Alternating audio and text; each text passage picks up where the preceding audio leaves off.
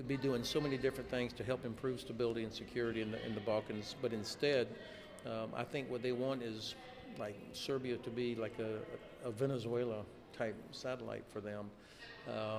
They don't invest in things that unleash the talent of young people.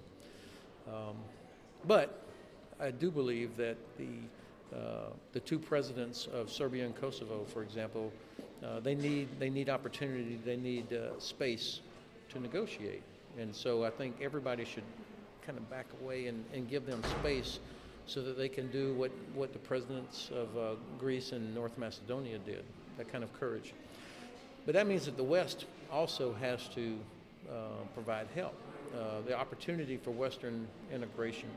I was very disappointed that the French president has kind of shut the door for what appears to be an extended period of time on joining the EU for several Balkan nations, because for the political leaders to be able to make the hard decisions that they have to make and the tough negotiations, they have to be able to hold out something where young people want to stay in Montenegro, in Serbia, in all the Balkan states. The young people want to stay there.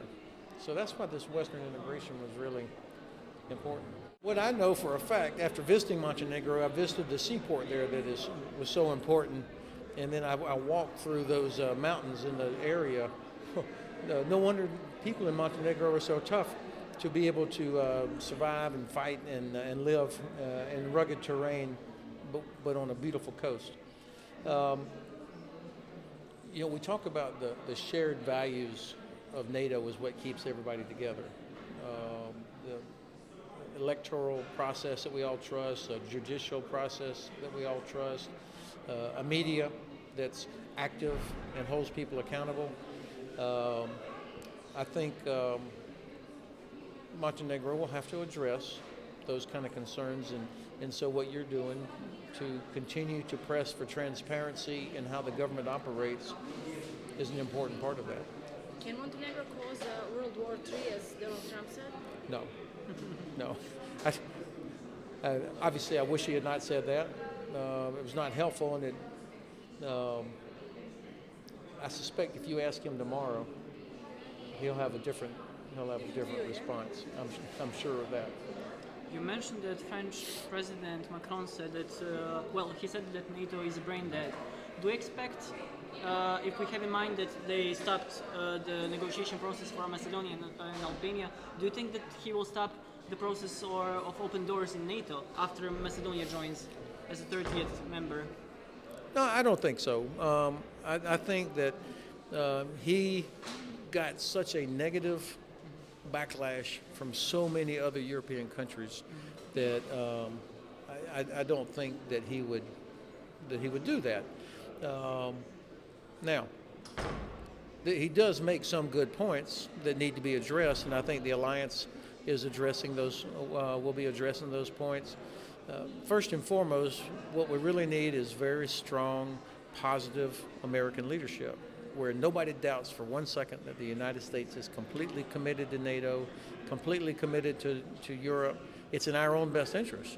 So I think we're going to hear more of that over the next couple of days anyhow. And I think if the Americans demonstrate commitment and specifically the administration, then that helps settle other people down.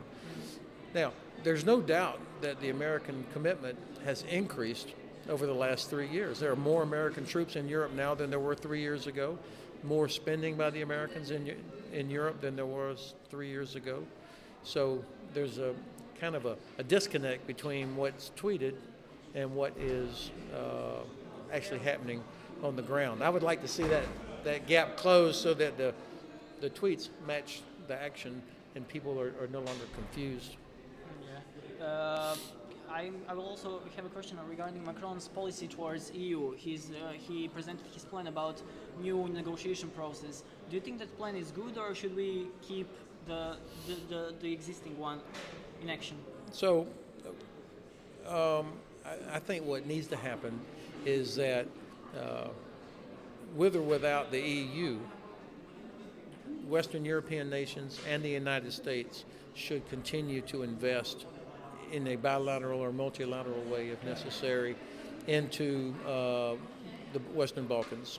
I think that this is important so that, because I do think that the key to success here is going to be business investment. Mm-hmm. If people see real opportunity happening, then other things will follow, and smart and talented young people will choose to stay.